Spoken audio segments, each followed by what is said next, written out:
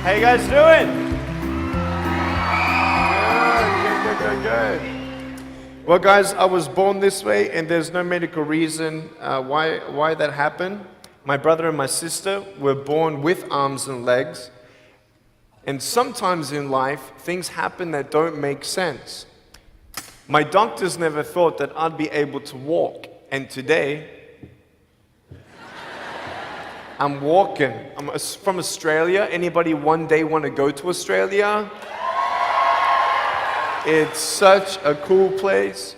And I now live in LA. I'm a Southern California boy. So I only live about 4 hours from here. And today I'm going to tell you, man, I love freaking people out. One day I'm in a car. I'm in the front seat. I'm not driving, of course. Can you imagine if I'm driving a car? They reckon they can put a joystick, that thing that controls my wheelchair, we can put that in a car. Like, how fully sick is that? Like, imagine if I get pulled over by the cops.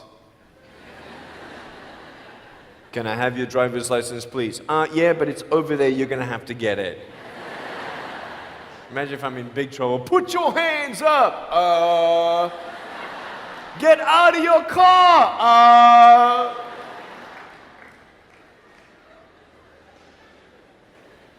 So I'm in the front passenger seat, we're at the traffic lights, and this car comes up next to us, and this girl's looking at me. And I'm looking at her, she's looking at me, I'm looking at her, she's looking at me, I'm looking at her. All she sees is my head, right? She has no idea that I have no arms, no legs. So I'm thinking, cool. I'm gonna freak you out. So I get the seatbelt in my mouth, and I loosen it like this, so then I can freely move. And she's looking at me like, why are you eating your seatbelt? So I pull it, the belt is loose, I can move. Now she's looking at me, full 100% attention and focus. Now just imagine all you see is my head, all right? You might want to put up your hand up to your face to cut off the rest of my body, all right? So you can really see the effect. So just, that's it, exactly. Here we go, ready? I just did this.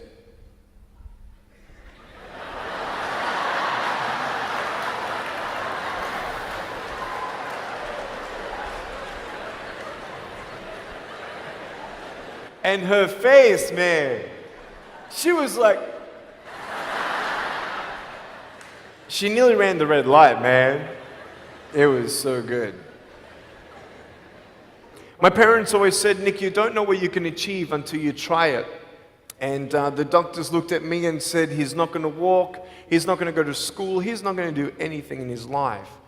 And then my parents, they just loved me like crazy and said, you got to try. Try this, try that, try this, try that. And I'm thinking sometimes like, Mom and Dad, you're crazy, man. I have no arms, no legs. How would I ever be able to do this or do that? But they encouraged me and they loved me. And as human beings, we're waiting for stuff like that. We all want love. Everybody say, love. Very good. We all want love, and I went to school, and I wanted to be cool. You go to school, and you want to be accepted, and so you see these guys, and you're like, oh man, everyone swears like every third sentence, F this and F that and F and this and F.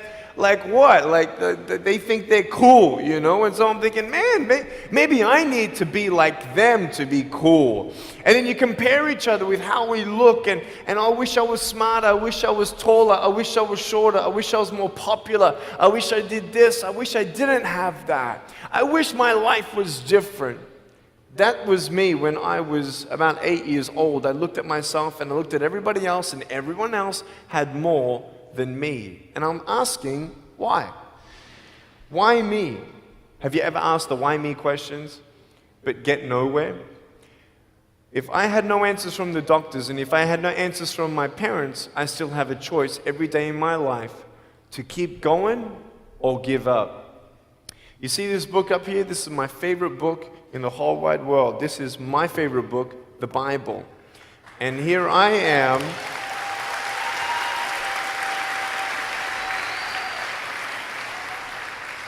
And here I am, and for me, that's my full potential in all that I can be here on earth. And so encouragement takes me closer to all that I can be, and discouragement takes me away. You see, it only takes 3 seconds for someone to tease me when I was at school and just say, you're ugly. Yeah, you can't do this and you can't do that. And some of you thinking like, man, seriously? You had kids picking on you? Like, how heartless are those kids? Picking on me with no limbs, like, you would probably say, well, I'm not that bad. I wouldn't pick on a kid with no limbs. But why would you pick on anyone? Well, because it's fun. It's just culture. Okay, we'll get to that. But for me facing all that stuff, I'm getting these seeds. Everybody say seeds. S-E-E-D-S, seeds. Have you seen the pictures of the sequoia reds up here in California? These huge trees. Like some of the trunks could be as nearly big as this room. I've seen those photos where they've actually dug out a tunnel in a trunk of a tree. You can drive a full-size SUV right through it. That all started with a little seed. If you leave a seed of lies in your heart and in your mind and you don't know the truth, if you don't know the truth, you will die with the lie. I started dying because I started believing what I was told. I want you to know the 3 things that I needed to come to in my life is the truth of my value, the truth of my purpose, and the truth of my destiny. I want you to know something. In our mind, we put ourselves down all the time. I want to ask you today, do you think I'm cool enough to be your friend? But I don't swear, I don't use the F-bomb. Am I still cool enough to be your friend? But I don't tease people. Am I still cool enough to be your friend? But I have no arms, no legs. Seriously.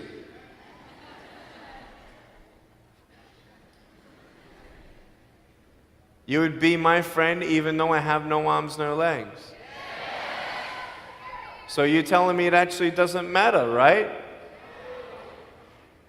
If it actually doesn't matter for how we look, then why do we tease each other for how we look if it actually doesn't matter? Why is it that we look ourselves in the mirror and we see ourselves, well, we're having fun. Oh yeah, man, we're just part of culture, man. There were 12 people one day teased me, taking me away from my hope. 12, 11, 10, 9, 8, 7, 6, 5, 4, 3, 2, 1. Don't worry, I won't fall off because if I did, I'll break my arm. But 12 people teased me one day, and I can put a pretty brave face on, but cry on the inside. For real. Oh, it doesn't hurt. Yeah, it hurts. There was this one bully. I became his target for 3 weeks.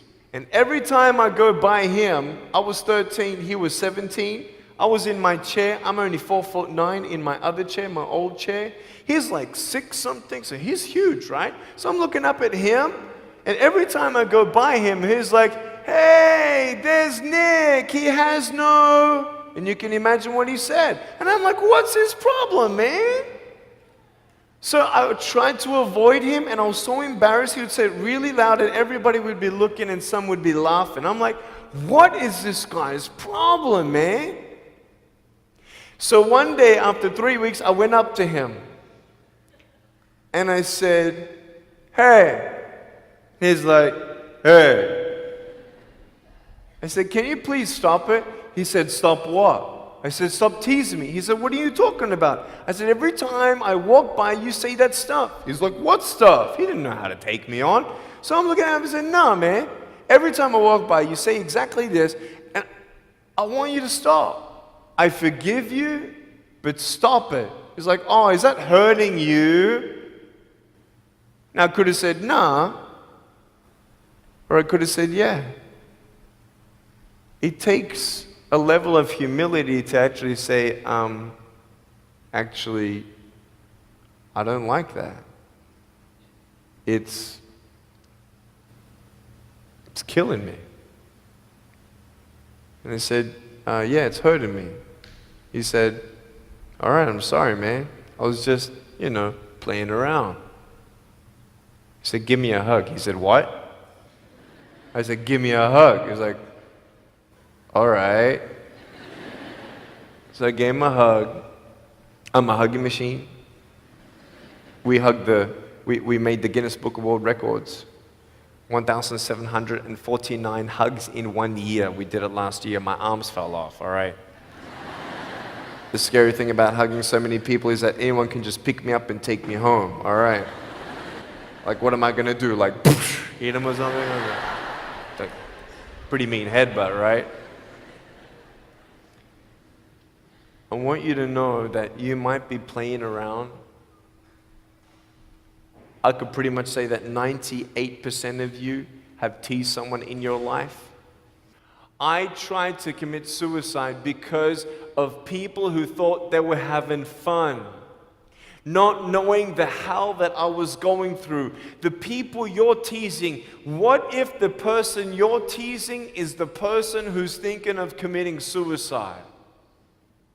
What if the person you're teasing is the one who's tried to commit suicide, who hates their life because of you? You don't know if the person you are teasing is the son or daughter of a drunk at home getting abused. And all they need is someone like you to keep on pushing them this way. We need hope. So find something else to do. Find positive things in your own life. I don't care about how you look. I will never, ever, ever tease you. I will never tease you. I could tease you. I could be tough. People thinking that bullying is tough. It ain't tough. My wheelchair, this is tough. This thing, man. I'll tell you something. You ready? This wheelchair. This thing's so tough.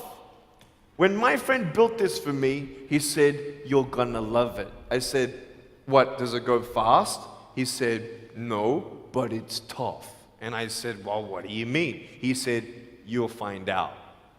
The torque in these motors at the bottom, at the back, this thing, if someone's holding it, I'm telling you, it can go 90 degrees. I went 80 degrees up, all right? Someone's holding me to make sure I don't tip back. My wife, she loves shopping with me because she just jumps on the back and we go shopping. Like, she just shops and shops because she doesn't drop, right? We just go and do it. It's fun. Now, what I tried one day to do, you'll never believe me, maybe you will, just know that every word that comes out of my mouth is not an exaggeration. One day, I needed to move a car. So I got my wife to put my car, my 66 Chevelle, in neutral. It's a 2.5-ton car. And I backed it back with this thing. Just like this, like nothing. This thing is tough. Guess what? The definition of tough means it's strong. To show your strength, you need to do something that's difficult. I would sound so stupid if I said, hey guys, I got a Matchbox car one day and I got some fishing line and I towed that Matchbox car all around all day. How tough is my BMW? That's stupid. That's the same thing with bullying. You think you're tough? You're trying to show your strength? That's not your strength. Let me come back in 10 years and let me get your anyone have a 3-year-old nephew? Anybody have a 3-year-old nephew? Cool, put your hands down. I will get any one of your 3-year-old nephews, bring them tomorrow night at where I'm speaking, and we're gonna put him up on stage and let me show you how tough I am. We'll get your 3-year-old nephew and we'll put him up here on the table and let me tease him. Let me show you how tough I am. That's what you are. I could pick on you, you biggest bullies. I could pick on anything you like. Any singer, Any music that you like, I could tease you. I could tease your family. I could tease your friends. I could tease about the movies that you think are really cool. I could tease anything about you. I could tease you about your nose, your eyes, your teeth, your chin, your hair, your ears, your elbows, your knees, your whatever, man. I can tease you about anything. It ain't hard, just like you can tease me. You want to know what tough is? Go to the people you teased and say sorry. You want to know what tough is? Go up to the people who still tease you and say, hey, stop it. I forgive you, but please stop it. That's tough. I want you to know something, the truth of who you are. I don't care what job you get. I don't care. I don't care how smart you are, everyone. I don't care. I don't care. I love you and I believe in you. I don't care if you end up being a janitor in this school. I'll tell you why. Because the janitor in my high school inspired me to be a speaker. He changed my life. He said, you should be a speaker. You know what I said? You're crazy. He said, no, really, you need to be a speaker. I said, stop it, man. 4 months later, he twisted my arm, and I said, yes. I spoke in front of 10 people, then another 10, then another 10, then I found myself in front of 300 sophomore students. And 3 minutes into my speech, half the girls were crying, and one girl in the middle of the room started weeping, and she put up her hand and she said, I'm so sorry, can I come up there and give you a hug? And in front of everybody, she came up and she hugged me and she cried on my shoulder and she whispered in this ear, thank you, thank you, thank you. No one's ever told me that they love me. No one's ever told me that I'm beautiful the way that I am. It was because my parents told me that I was beautiful that I'm still here. Some of you don't have those parents, and that's why I'm here. I love you, and you're beautiful just the way you are. Never, ever give up.